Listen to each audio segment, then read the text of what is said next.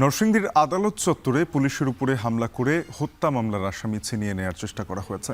গতকাল দুপুরে নরসিংদী জেলা ও দায়রা জজ আদালত চত্বরে আসামি ছিনতাই চেষ্টার সময় মনোহরদী থানা পুলিশের এক এসআই আহত হন। পুলিশ জানায়, গত মাসে মনোহরদীতে মানসিক ভারসাম্যহীন এক ব্যক্তিকে পিটিয়ে হত্যার অভিযোগে সেলিম ও পারভেজ নামে দুই ব্যক্তিকে গ্রেপ্তার করে আদালতে তোলে পুলিশ। এ সময় আদালত প্রাঙ্গণে একদল দুর্বৃত্ত পুলিশকে উত্ত্যক্ত করে আসামিদের ছিনিয়ে নেয়ার চেষ্টা করে। পুলিশের সাথে হাতাহাতির সময় একজন এসআই হাতে আঘাতপ্রাপ্ত হন। পাগল ব্যক্তিকে তো মেরে ফেলছিল পিটায়। তো পরবর্তীতে গতকাল ওই মামলার দুজন আসামিকে আমি গ্রেপ্তার করি। আজকে আমি কোর্টে আসি।